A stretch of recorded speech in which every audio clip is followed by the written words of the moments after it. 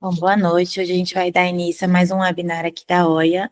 Meu nome é Carolina Haddad, eu sou uma das médicas que compõem a equipe da cirurgia ginecológica aí da equipe da OIA. E hoje eu vim trazer para vocês um tema muito importante, que é o tema da endometriose, do diagnóstico até o tratamento, em especial visando a melhora da qualidade de vida de quem tem essa patologia. Para a gente começar a falar de endometriose, a gente traz alguns números expressivos no sentido de lembrar que vocês não estão sozinhas nessa jornada e realmente dar um senso de pertencimento. Então, entender que tem diversas mulheres vivendo isso, né, com vocês.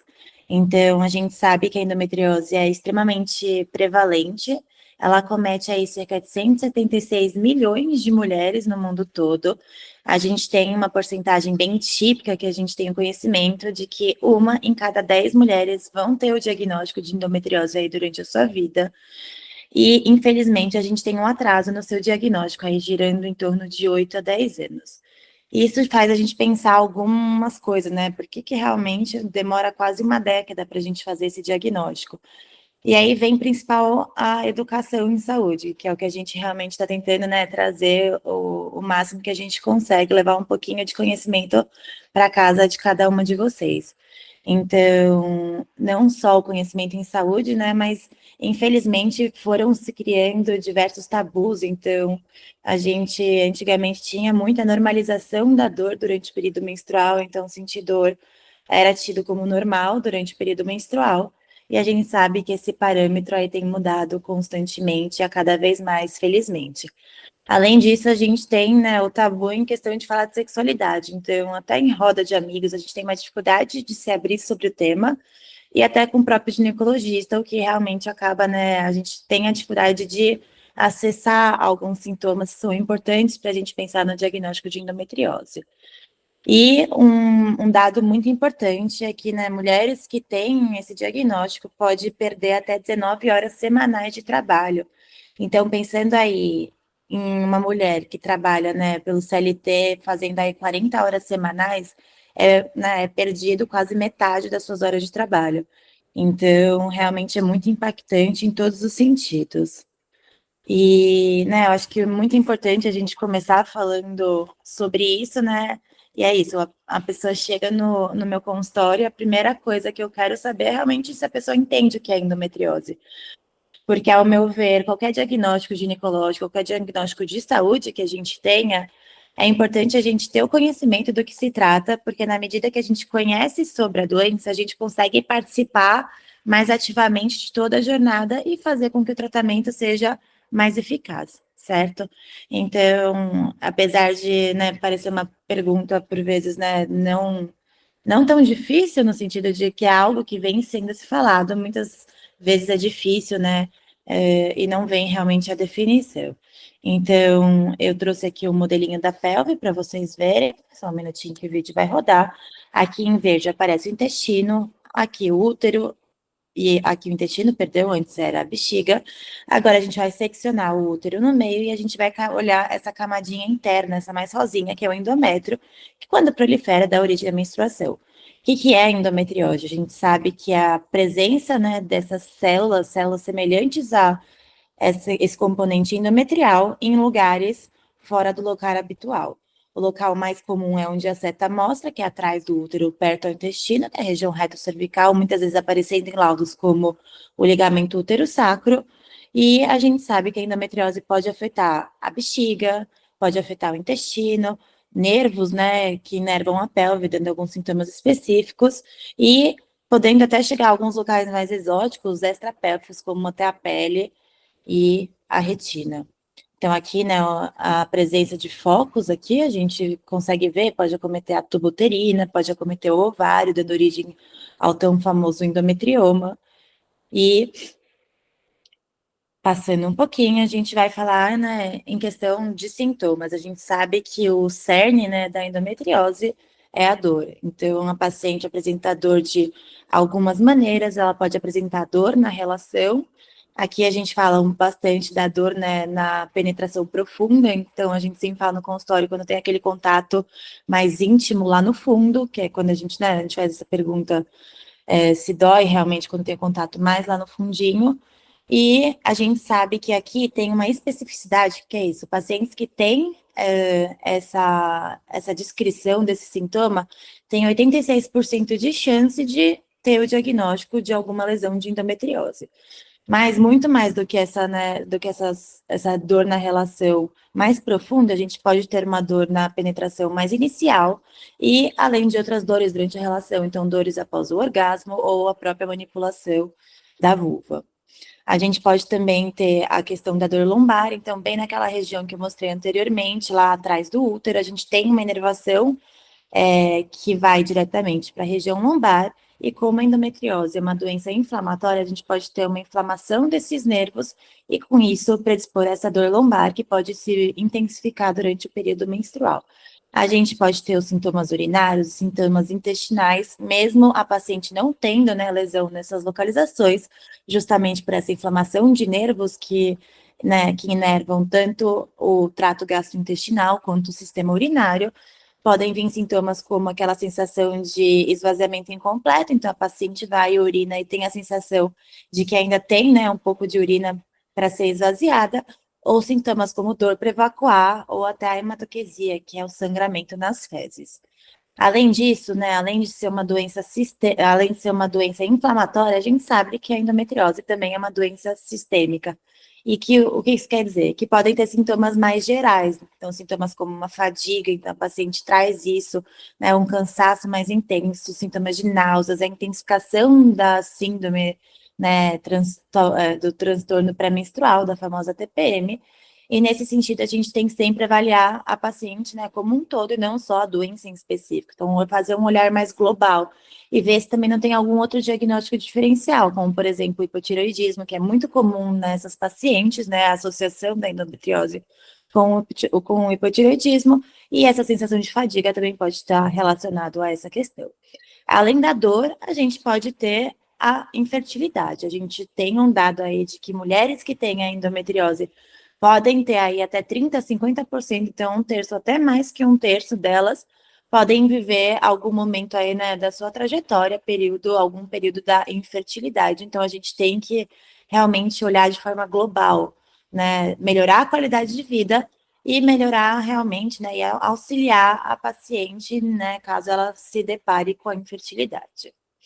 E qual que é o impacto da endometriose? A gente sabe que é um impacto, né, amplo, então a gente pode ter um impacto tanto em sintomas físicos, como a gente descreveu anteriormente, ou um impacto emocional, então aquela paciente que, né, vive com uma dor crônica, né, vai viver realmente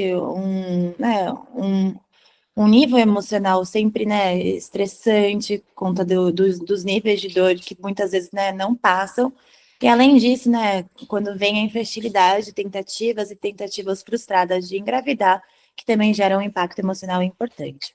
A gente pode ter, por isso, também um impacto social, então, planejamento de viagem, planejamento de encontros, muitas vezes, né, se pegam frente ao calendário menstrual, então, será que eu vou menstruar nessa data? Porque daí eu vou ter uma dor mais intensa. Então, né, acaba realmente também interferindo nessa agenda social, na questão relacional, né? Então, quando a gente se relaciona, né, com uma pessoa e tá à frente essa questão emocional, tanto, né, da infertilidade quanto dessa dor frequente também, né, de todo a vivência com a endometriose acaba podendo aí ter um impacto e até, né, divórcios acontecem por conta disso. E a gente tem, infelizmente, também um impacto financeiro. Então, como havia dito lá anteriormente, né, tem a redução da carga de trabalho por conta desse afastamento frequente por conta das dores, certo? E também um impacto na saúde global, né, na saúde pública, no sentido de ser necessário buscas frequentes, né, a pronto-socorros para realmente tentar a analgesia, então a redução da dor de alguma forma. E, né, da onde vem essa tal dessa endometriose? A gente sabe que a causa é multifatorial, então a gente sabe que não é uma única causa que a gente tem que, né, lutar contra. A gente sabe que tem a questão genética, então é muito comum da gente encontrar em parentes, né, próximos ou até mais distantes, diagnósticos, né, então sua mãe teve endometriose, você tem mais chance de ter endometriose aí de 3 a 7 vezes, certo? Além disso, a gente tem a questão embriológica, então, nessa questão até interessante, fetos foram estudados, e foi visto, né, tecido semelhante lá ao endométrio que a gente falou lá no comecinho, nesses fetos. Então, a gente sabe que durante toda a formação embriológica, essas células, né, semelhantes ao endométrio acabam se implantando em algumas regiões, né, do corpo, que não só naquela camadinha rosa, e daí quando tem algum estímulo, né, o estímulo hormonal e o ambiental, a gente pode ter aí a proliferação e o desenvolvimento da endometriose. Então, aqui a gente tem o estrogênio, né, como a causa hormonal principal, então lá a menina começou a menstruar, começou a aumentar os níveis de estrogênio, e daí começa aquela menstruação mais dolorosa do começo, que antigamente era visto como normal. Não, menstruou, se menstruou, está associado à dor e isso é comum. A gente sabe que não é assim, que a gente tem que cuidar quando o sintoma da dor é mais intenso, certo? Além disso, a gente tem a exposição ambiental, né, e a agentes inflamatórios, então a poluição. A gente viu, né, o crescimento da cidade, tudo isso aumentou sim o diagnóstico de endometriose por conta dessa influência ambiental. E daí é o que eu escuto muito, doutora, eu tenho endometriose. A endometriose tem cura? A gente sabe que, por conta dessa causa multifatorial, a gente lida a endometriose como uma doença crônica. Então, do mesmo jeito que pacientes, né, vivem com pressão alta, diabetes, problemas da tireoide e vão cuidando disso, né, ao longo do tempo da vida, a gente vê que a endometriose realmente se porta dessa forma. Então, mesmo, por exemplo, fazendo cirurgia, né, tirando os focos, a gente sabe que por conta dessas causas genéticas, embriológicas e até hormonais e ambientais, a gente pode sim ter o retorno das lesões, e por isso que a paciente que tem endometriose tem que sempre manter em acompanhamento, né, mas sabendo que a gente consegue sim devolver a qualidade de vida, que eu acho que aqui a gente busca, né, tanto a parte médica quanto o outro lado, né, de vocês, buscar a qualidade de vida e viver a vida da forma mais tranquila possível. Então, falando um pouquinho do diagnóstico, a gente, né, tem o diagnóstico clínico. E o que é o diagnóstico clínico? É sentar e conversar. Então, a gente sabe que é muito importante o médico ter uma ausculta, né? Escutar e acolher a paciente. Então, no primeiro momento, o acolhimento traz, né, essa percepção de que você está num ambiente seguro e com isso você consegue trazer assuntos, né, por vezes difíceis de serem levados, principalmente no primeiro encontro, né? Então, você não conhece aquela pessoa que está do outro lado da mesa e você tem que falar sobre, né, sintomas tão íntimos, e a gente então precisa, no primeiro momento, acolher e destrinchar todas as queixas. Então, no primeiro momento, escutar e deixar realmente, né? Então, não é conversa de 10 minutos que a gente consegue fazer esse diagnóstico, é ter uma conversa, uma ausculta, certo? E direcionar também algumas perguntas em específico para a gente entender esses sintomas, né, que não foram abordados também existam para a gente fazer um cuidado mais integral. Além disso, o exame físico é muito importante, então, examinar, entender quais são os pontos de gatilho da dor, entender se tem alguma alteração outra do assoalho pélvico, que também pode estar causando dores que não são endometriose. E daí a gente passa para o exame complementar, que são os exames de imagem. Quando a gente fala dos exames de imagem, a gente tem dois exames específicos que geralmente a gente pode solicitar, que é a ultrassom e a ressonância, os dois realizados com preparo intestinal. Então, a gente precisa preparar toda a pelve para o profissional, né, da radiologia conseguir fazer uma investigação mais completa, e esse profissional também tem que ser especializado. Então, a gente tem, né, o contato com profissionais que são especializados em radiologia, em endometriose, certo? Para realmente conseguir fazer o diagnóstico mais acertado, a gente entender e fazer o mapeamento adequado da pelve. É muito comum, né, de virem pacientes que fizeram sucessivos exames e nunca foi diagnosticado endometriose. E quando a gente faz um exame completo, a gente consegue realmente determinar e fazer esse diagnóstico. Esse diagrama, né, para quem já passou em consulta e já fez esse exame específico, ele é muito visto, certo? Ele ajuda tanto ao médico a entender onde está a localização e também auxilia, né, na explicação da paciente da onde realmente estão as lesões, né? Eu acho que é importante a gente ter essa percepção, né, de como é nosso corpo. Então, olhando aqui de trás para frente, a gente tem o intestino aqui na frente, Depois, aqui do ladinho, a gente tem os ligamentos que sustentam o útero, aquela parte mais atrás que eu falei, que são os famosos ligamentos uterossacros, o útero e a bexiga lá atrás. Aqui em vermelho, essa bolona vermelha, a gente tem que são a lesão ovariana, né, o famoso cisto achocolatado, cisto de endometriose, endometrioma. A gente vê esses pintados de preto são lesões, então a gente vê que tem lesão no apêndice, a gente vê que tem lesão na fossa ovárica, né, atrás aí perto do ovário, lesão na transição aí do útero para bexiga e lesão também no ovário direito aí que forma traves, que a gente fala. Então é muito importante isso e também guia a gente na parte da cirurgia. E agora, né, falando um pouquinho aí do tratamento, né, antes da gente falar um pouquinho do tratamento, a gente tem três estratégias aí que são muito importantes, que auxiliam tanto realmente, né, no caminhar da jornada, certo? E auxiliam também no tratamento, que é a terapia cognitivo-comportamental. Então, entender, né, e realmente digerir o que você está passando e digerir como que vai ser a jornada, né, que não é uma jornada de um dia, uma semana, é uma jornada para a vida inteira, certo? A gente sabe que o exercício físico, principalmente exercício físico aeróbio, né, que vai realmente soltar aquelas endorfinas, então aquela sensação de bem-estar, né, pós uma corrida ou uma bicicleta, a gente libera endorfinas e são morfinas endógenas, né, que vão também reduzir a dor. E a gente sabe também que a educação, então, entender sempre, né, entender os pontos da doença também auxiliam no seu tratamento. Então, a gente pode utilizar medicações, tanto para o alívio da dor como para a redução da inflamação. E aqui, quais são essas medicações? Os anticoncepcionais, certo? Anticoncepcionais, que a gente fala que são os combinados, que juntam os dois hormônios, o estrogênio e a progesterona, ou aqueles isolados, só de progesterona. A gente sabe que não há uma superioridade de um medicamento, né, quanto ao outro.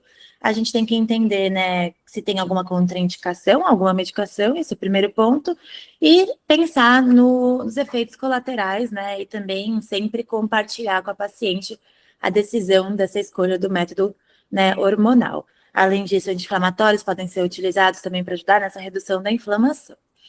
E daí a gente, né, muito questionado a questão de se os medicamentos hormonais também vão auxiliar na redução, impedir o crescimento daqueles focos, né, de endometriose. Porque na nossa visão, né, a nossa indicação principal do uso de contraceptivos é reduzir o hormônio principal, né, pelo estímulo hormonal, que é o estrogênio, certo? Mas a gente sabe que, infelizmente, eles não auxiliam, né, na redução do crescimento de focos.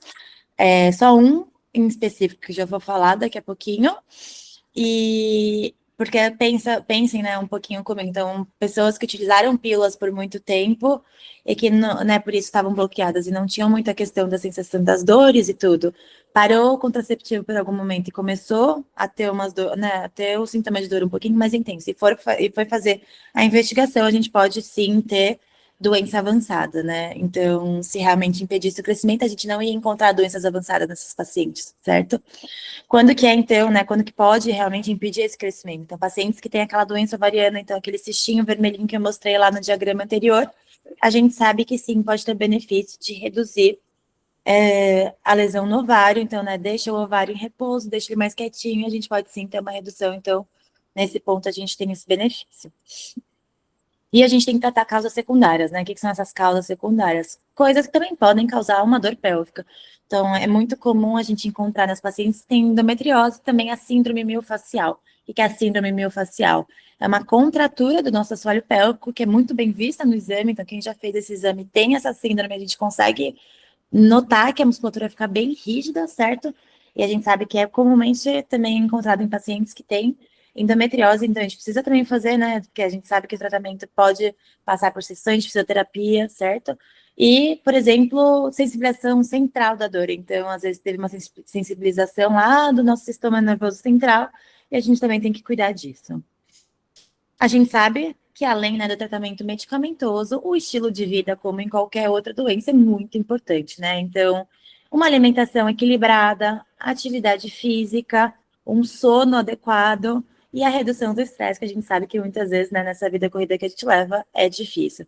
Mas é muito importante, né, entender que o estilo de vida vai ser adjuvante ao tratamento.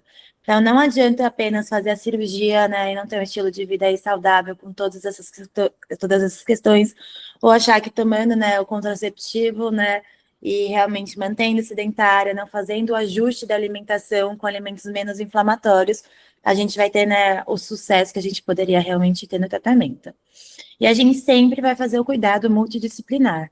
Então, acho que a gente, né, conseguiu entender que a endometriose, ela, né, tem várias facetas e a gente precisa realmente atuar em todas elas. A gente sabe que por muitas vezes é difícil de fazer esse acompanhamento multidisciplinar, né, porque são gastos, tem o tempo, né, nossa rotina é puxada, e daí tá a nossa questão de priorizar o que é importante naquele momento, mas sempre que possível fazer esse conjunto de acompanhamento com essas equipes. Então, a equipe da nutrição é importante, a equipe da fisioterapia pélvica e ortopédica é muito importante, né, na questão de, principalmente, entender o assoalho pélvico, fazer estímulos, né, de biofeedback que a gente fala, em especial naquelas pacientes que têm essa contratura que eu falei anteriormente. A gente sabe que também a osteopatia, a acupuntura também traz um alívio nas dores, e a gente pode, às vezes, também cuidar da equipe da dor, né, ter esse adjuvante, às vezes, para fazer alguns bloqueios específicos que também podem ajudar. E agora, né, o ponto específico, a gente falou do tratamento medicamentoso, a gente falou da questão do estilo de vida, e agora a pergunta, né, para quem que a gente vai indicar a cirurgia?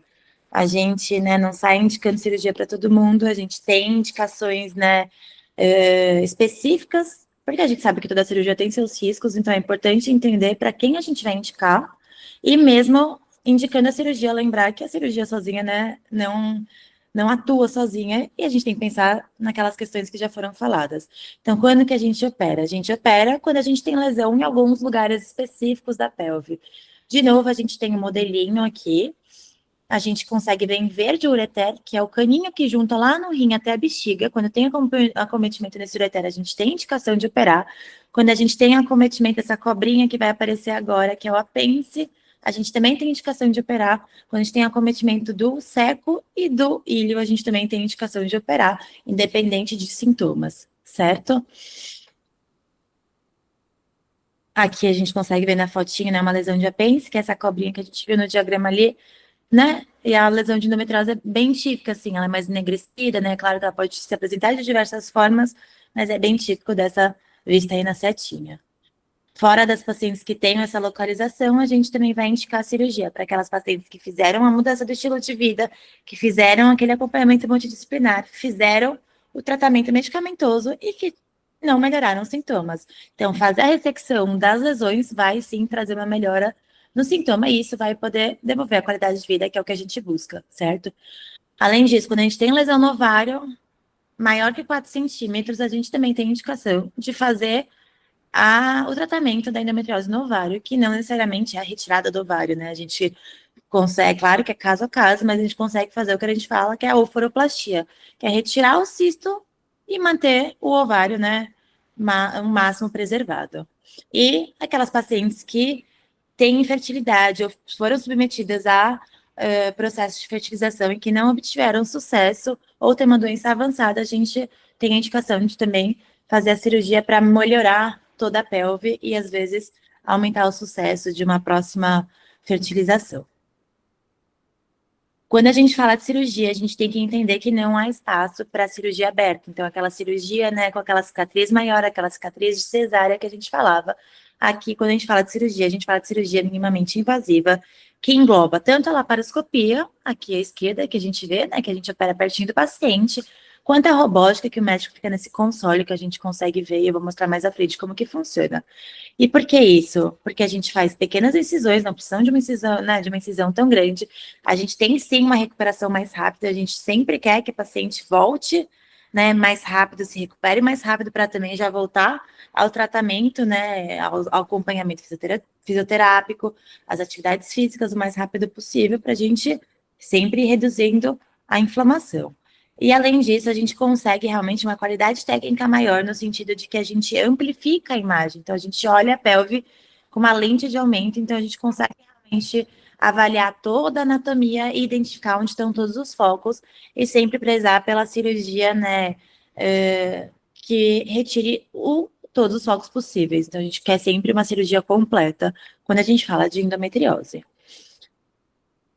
Quando a gente fala de robótica, então aqui à esquerda a gente consegue ver, né, que a gente usa essa delicadeza na mão, que a gente vai fazendo, a gente mexe nesse console, que é onde o cirurgião fica, e as pinças vão mexendo ali do outro ladinho, né, sempre com médicos também próximos, né, que vão auxiliando aí a trocar pinças, enfim, fazer todo o aporte para a gente realmente cuidar da paciente. A gente sabe que na cirurgia robótica, né, quais são as vantagens aqui que a gente fala da cirurgia robótica. Apesar de que muitos estudos ainda não mostraram, né, uma superioridade de uma técnica frente à outra, a cirurgia robótica é muito bom para lesões mais complicadas, né, mais difíceis de acesso, como, por exemplo, essa da figura que a gente consegue ver, que é uma lesão do diafragma, né, aquela parte superior que fica aí separando a parte de baixo, né, do abdômen lá da parte, né, do aparelho superior, onde fica o pulmão, o coração, e a gente sabe que as pinças, né, ficam mais ergonômicas e conseguem chegar com mais facilidade, ou em lesões mais baixas, a gente consegue ter um acesso melhor, e também pensando na equipe, né, médica, que como ela fica lá sentada no seu console, realmente a ergonomia fica mais fácil e realmente, né, cirurgias mais longas ficam melhores de ser realizadas nesse sentido. E falando um pouquinho, né, da fertilidade, a gente é importante, né, acho que é muito importante vocês saberem que a OIA sempre engloba a questão da fertilidade. Então, a gente tem equipes que são responsáveis pela cirurgia, né, pelo entendimento da endometriose como um todo, e a gente tem equipe médica responsável pela reprodução humana, né, pela parte da fertilidade. E a gente sempre vai fazer a discussão dos casos em conjunto para sempre devolver o melhor a vocês. Então, a gente sabe que quando a gente cuida da fertilidade, a gente tem que ter uma abordagem preventiva no primeiro momento. Então, a gente sabe que pacientes que tenham endometriose, elas têm sim um nível mais alto de infertilidade, e a gente tem que fazer sempre a prevenção. Então, fazer uma avaliação da reserva ovariana, certo? Ver e fazer o planejamento futuro, conversar sobre, né, quantos filhos querem ter, qual que é o plano, né, o planejamento, né, em quanto tempo quer se ter esses filhos, certo? Em pacientes que querem engravidar também, no momento, a gente pode realmente também fazer essa abordagem preventiva. Em pacientes que vão fazer cirurgia, por exemplo, no ovário, é muito importante essa abordagem preventiva, porque como a gente vai fazer realmente, né, vai mexer no ovário, pode mexer no parênquima ovariano, a gente pode sim reduzir a reserva ovariana. Então, geralmente, a gente orienta, né, a realização do congelamento prévio à cirurgia. E daí, quando chega, né, em pacientes que já têm o diagnóstico de infertilidade, lembrando, né, que o diagnóstico de infertilidade aí são pacientes que, né, que não conseguem engravidar a partir dos 35 anos em 6 meses, certo? E menos que 35 anos em um ano, lembrando que pacientes que tenham esses diagnósticos, realmente a gente não espera um ano, a gente vai reduzindo o intervalo aí de 6 meses, como é o caso de pacientes que têm endometriose. E daí é que a gente vai cuidar do tratamento. Então, se for necessário fazer cirurgia para realmente melhorar a pelve, a gente tem essa indicação e esse cuidado. E como que, né, a endometriose pode afetar a fertilidade? Além do todo o processo inflamatório, então pensa que a pelve é totalmente inflamada, isso vai reduzir, né, a receptividade endometrial, então lá onde faz a implantação do embrião, a gente pode ter uma receptividade menor. Além disso, né, a mobilidade da tuba, onde vai ter o encontro, né, da célula masculina com a célula feminina para formar um embrião, a gente pode ter uma redução também na sua motilidade. E além disso, a gente pode ter redução, né, da reserva ovariana, como eu já havia dito. Tenho endometriose. Será que eu preciso pensar em congelar meus óvulos? E é sempre quando a gente fala que o tratamento é individualizado, a gente tem que sempre pensar caso a caso. Então, vai depender de qual nível que é endometriose, vai depender do seu planejamento reprodutivo, vai depender de como que está a sua reserva, né, ovariana, e vai depender se vai ter que operar, se não vai ter que operar. Então, cada caso tem que sim ser avaliado individualmente. Se eu tenho endometriose e infertilidade, qual o caminho que eu vou seguir? FIV ou cirurgia? Isso é assunto polêmico que é tratado em diversos congressos, certo?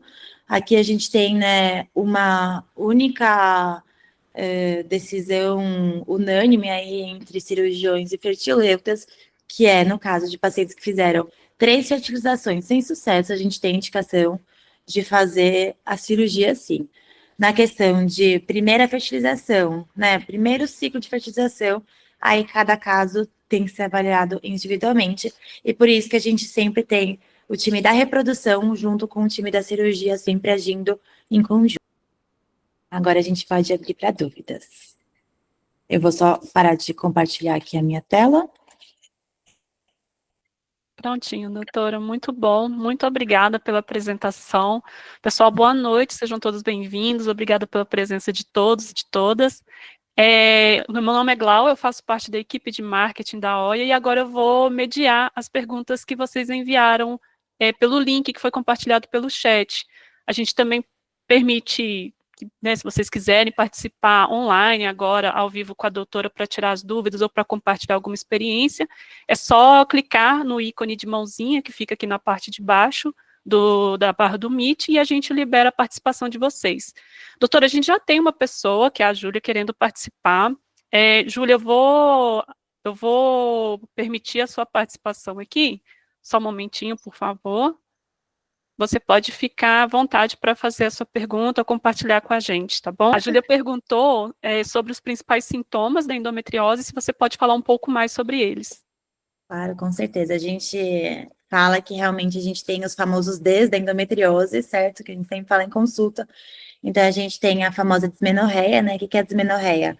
É a dor, né, a cólica menstrual, aquela cólica mais intensa, que pode vir tanto durante o período menstrual, quanto fora do período menstrual. Então, a gente, né, como eu falei anteriormente, a gente, né, realmente não pode normalizar as cólicas menstruais, então a gente tem que realmente levar isso em consideração. Um outro D que a gente fala é a dispareunia, né? O que é a dispareunia? A dor durante a relação que a gente falou no comecinho da apresentação. Então, a gente pode, sim, ter uma dor em profundidade, enquanto a gente tem um contato lá, né, mais na profundidade, mas também a gente pode ter a dor mais inicial e também dores, né, pós o orgasmo ou, né, sem a penetração, só a manipulação. A gente sabe que pode ter alterações intestinais, né, que é a disquesia, então dor para evacuar, disúria, então dor para fazer xixi, e essa dificuldade para engravidar. Então, a gente tem que sempre lembrar dos Ds da endometriose, né, o mnemônico aí, para a gente sempre deixar alerta, lembrar dos Ds, e lembrar daqueles sintomas sistêmicos, né, então, aquele cansaço mais intenso, a gente também não pode, né, normalizar. Dor no ombro, certo? É algo que a gente tem que investigar. Dor na lombar é algo que a gente sempre pergunta, né? Dor que pode piorar em algumas atividades físicas, principalmente aquelas atividades físicas que a gente faz aquela elevação pélvica, a gente também tem que pensar nisso, tá bom? Perfeito, acho que ficou bem pontuado. A pergunta que está aqui no link externo, doutora, que é a seguinte: eu queria entender quais são os riscos de usar a gestrinona para tratar a endometriose. Perfeito. Eu acho que no primeiro ponto a gente tem que, né, lembrar o que é gestrinona, certo? Então, a gestrinona apareceu lá no passado como um tratamento, né, individualizado para pacientes que tinham endometriose. Depois de um tempo saiu de mercado e voltou realmente no que a gente fala dos chips de beleza, e agora, né, voltou também a ser utilizado em pacientes que têm endometriose, mas em casos específicos. Então, a gente tem que lembrar que a gestrinona nunca vai ser a primeira opção por conta dos seus efeitos colaterais, certo? Então, a gente sabe que podem ter efeitos como aumento de queda de cabelo, acne, né, em excesso e alterações de alguns exames laboratoriais. Então, a gente tem vias a serem realizadas. Então, a gente nunca vai realizar, né, de forma de implantes, que nem era difundido nos chips de beleza. Então, a gente pode fazer especialmente por via vaginal, certo? E a gente sabe que a gente tem que fazer um segmento rigoroso e lembrar que não é a primeira escolha ao tratamento, e são né, indicados para pacientes que fizeram tratamentos com outros métodos, né, às vezes não se adaptaram, ou às vezes está em algum tipo de transição para fazer a cirurgia, enfim, está com uma dor muito intensa, a gente pode sim usar como um backup, mas a gente tem que tomar cuidado, porque tem efeitos, né, mais intensos, esses efeitos colaterais que eu disse, e tem que ter um acompanhamento mais de perto. Perfeito, doutora, obrigada. Eu acabei pulando uma outra pergunta que a Júlia enviou, então vou compartilhar com você. Doutora, eu tenho pesquisado muito sobre a endo, pois sofro com vários dos sintomas comentados. Um dos sintomas que me causa mais curiosidade é que eu sinto dores nos ovários, tanto na menstruação quanto em períodos, entre aspas, normais. Quando eu era mais nova, até fui parar no pronto-socorro pensando que estava com apendicite. Isso, a gente tem que entender, né, que muitas vezes quando a gente tem a endometriose, a pelve sempre fica mais puxada. Então, os ovários ficam mais centralizados e fica tudo realmente mais pertinho, uma coisa da outra. Então, né, durante o período, né, ovulatório, a gente pode ter uma intensificação realmente pela ovulação, mas a gente sabe que lesões próximas aí no ovário, também ponta de inervação próxima lá, pode sim, né, localizar e essa dor ser mais irradiada na região dos ovários. Então, sim, seria interessante essa investigação e lembrar que, assim, parar em pronto-socorro por conta de dor é algo que a gente tem que sempre levar, né, em consideração, independente de qualquer que seja o motivo. Então, vale a pena, sim, a investigação, Júlia. Perfeito, Júlia. Obrigada pela resposta, a Júlia mandou. Obrigada a você, Júlia, pela participação. Agora eu vou dar sequência à Bianca, que enviou aqui para a gente, ela está se deslocando, então para ela é melhor escrever, e ela mandou o seguinte: obrigada, doutora Ioia, pelas informações úteis e atualizadas. É desesperador as desinformações que existem por aí, principalmente nos consultórios médicos mais tradicionais. Tenho 38 anos, endometriose diagnosticada há 1 ano e meio, e depois de uma vida de dores. Muitas realmente recebem esse diagnóstico tardio, né, doutora? Sim. Comecei ano passado um tratamento natural e em abril desse ano descobri uma gravidez. No ultrassom foi detectado um endometrioma de 7 centímetros no ovário direito. Acabei tendo um aborto retido e o feto não desenvolveu. Pelo que eu entendi, meu caso seria cirúrgico, né? O aborto pode ter tido relação com a endometriose? Certo.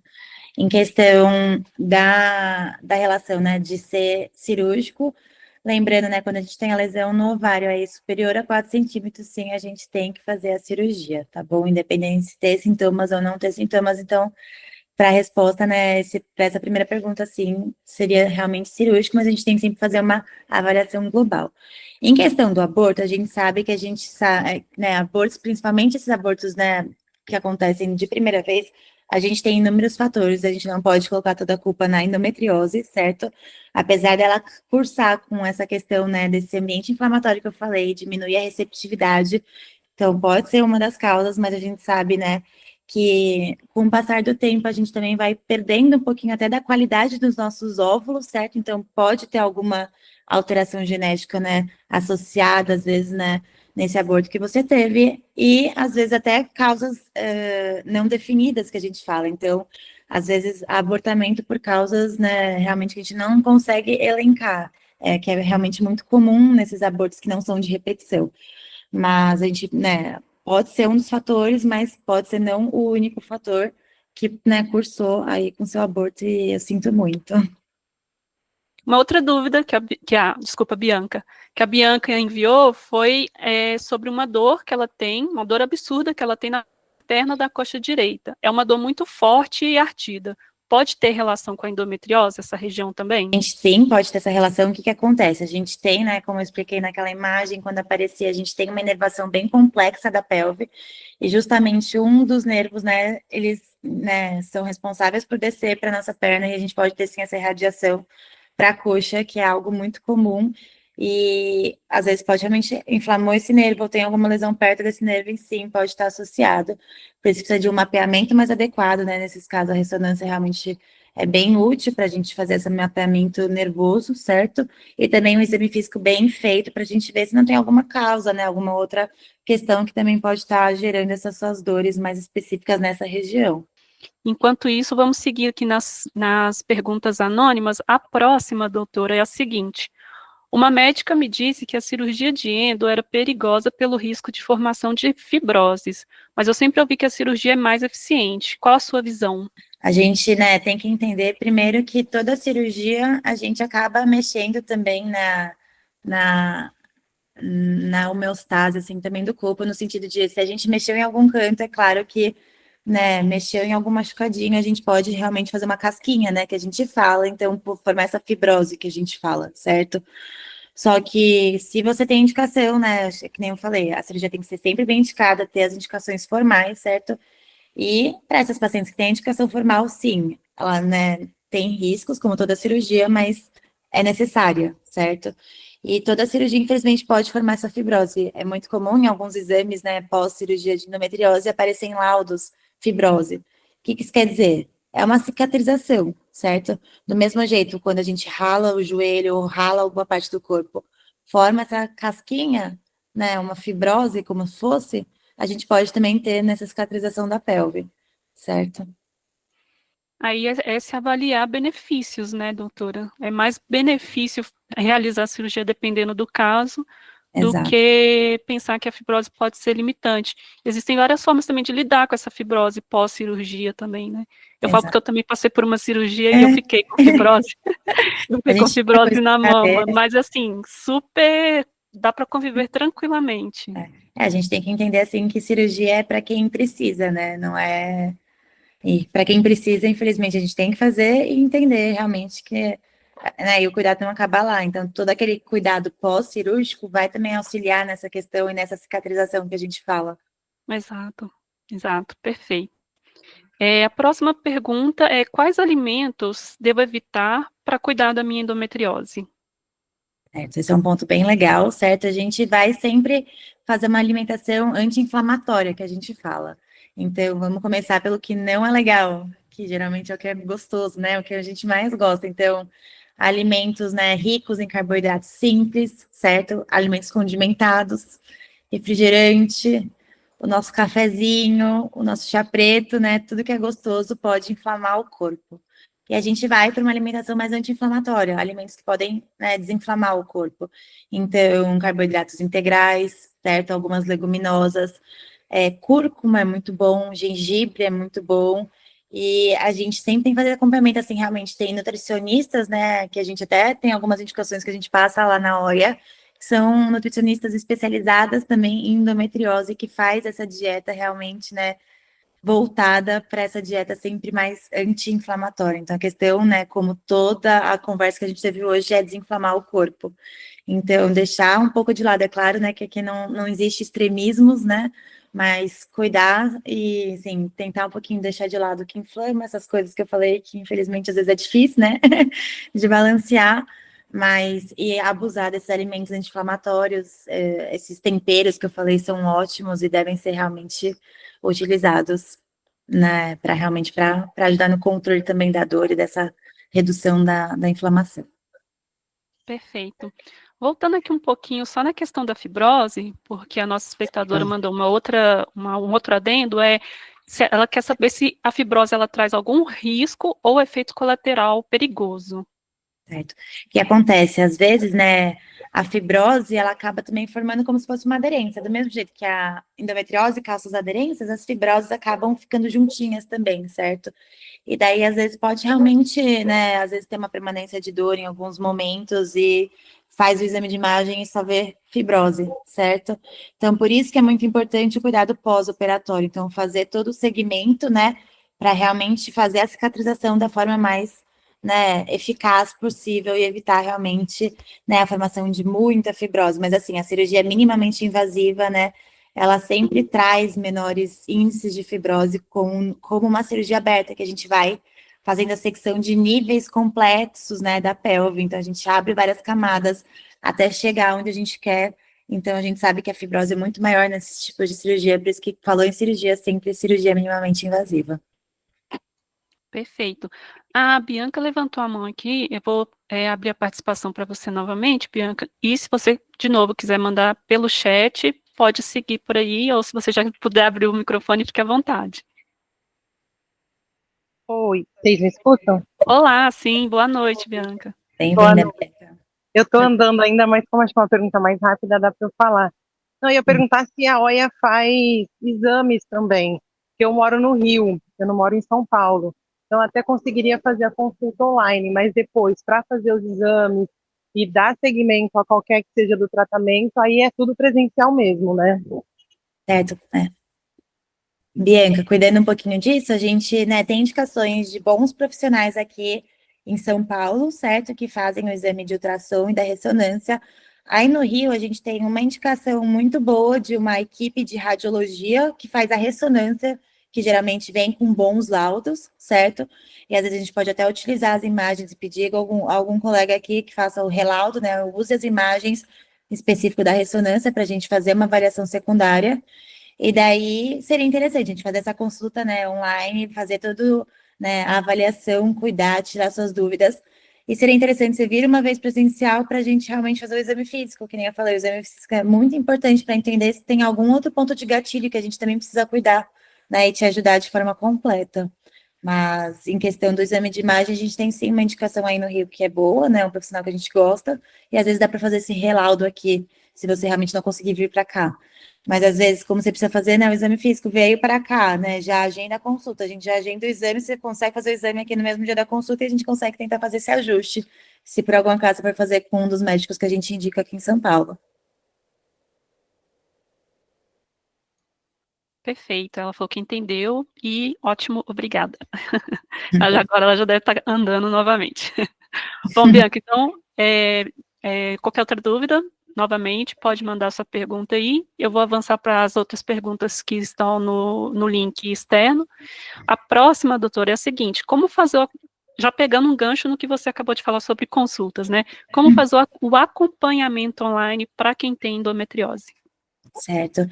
A gente sabe, né? A gente vai depender do seu caso. Então, se por algum acaso você tem uma lesão, por exemplo, pequena, e que ela se manteve estável, né, por um tempo, a gente pode realmente fazer exames de imagem, né, seriados num tempo maior. Então, dá um intervalo de 1, 2 anos. Se tem uma lesão mais intensa e que ela tem progredido, a gente pode reduzir esse intervalo para 6 meses, 1 ano, certo? E a gente, além dos exames, a gente tem que sempre entender a queixa clínica, certo? Então, estava bem, começou a ter piora dos sintomas, algo está estranho, então algo pode ter, né, progredido. Então, a gente vai pensando sempre nos sintomas e nesse acompanhamento radiológico, a depender aí do seu caso. Espero que eu Perfeito. tenha conseguido explicar.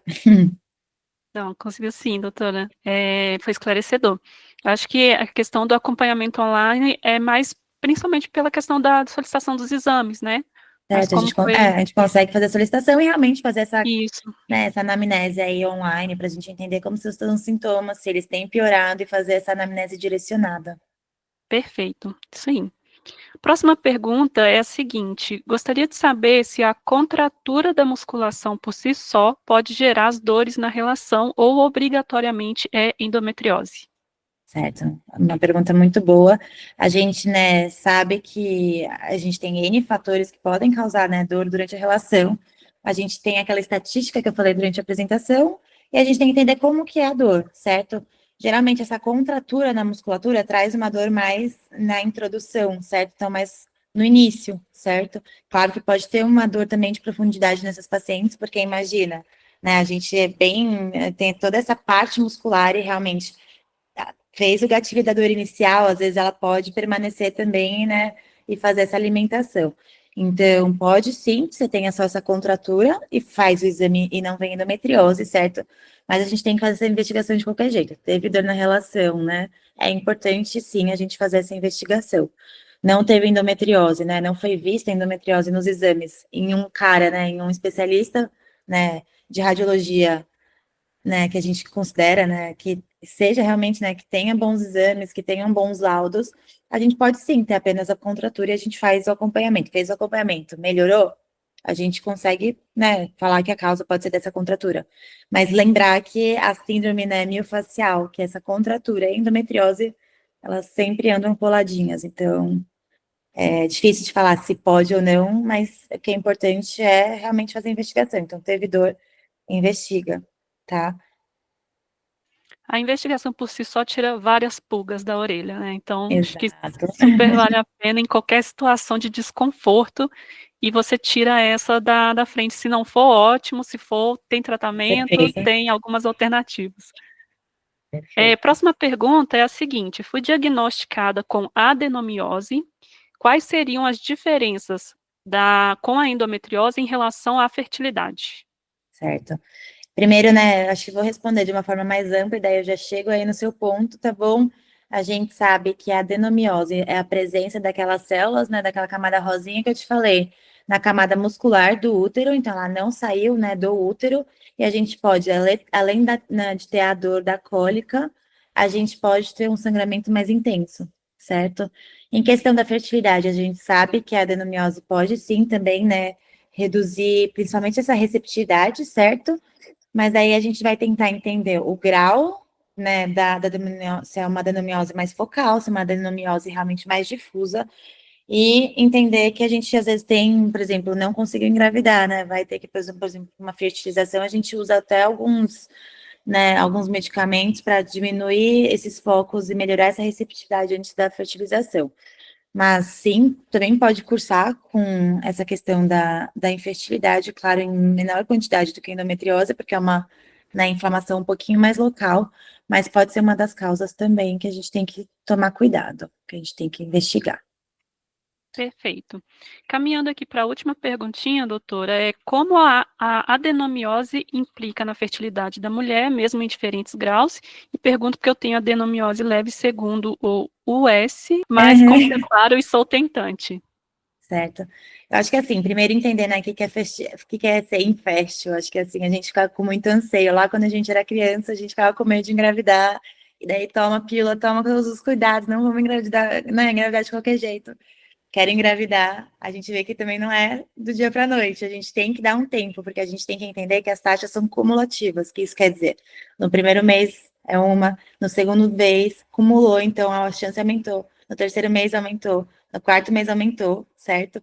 Então a gente tem que fazer esse cuidado, certo? Você que é tentante, é importante você saber qual que é a sua janela, né, de, de oportunidade que a gente fala, né, como que é essa janela de oportunidade, a gente entende o dia que você ovulou, e daí, nos 5 dias anteriores, né, nos 6 dias antes da ovulação, sendo o último dia anterior à ovulação mais fértil, você pode ter relações aí um dia sim, um dia não. Então, a gente tem que ter uma frequência aí, principalmente nesse período, certo? Por um período mais longo. Então, não é 1, 2 meses tentando. Eu acho que esse é um primeiro ponto, certo?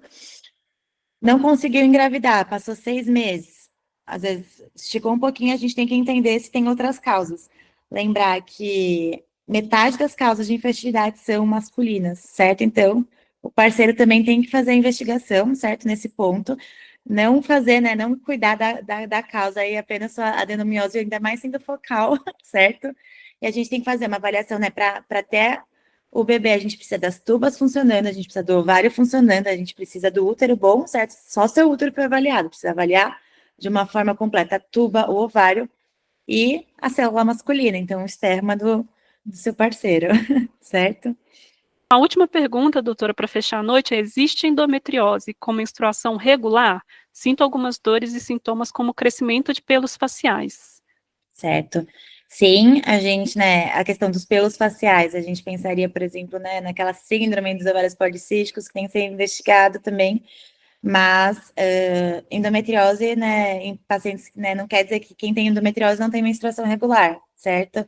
A gente tem, claro, a maioria das pacientes que têm endometriose vão menstruar, né, se não tiverem bloqueadas, podem sim menstruar todo mês, certo? Então, sim, é possível você menstruar regularmente e ainda ter endometriose.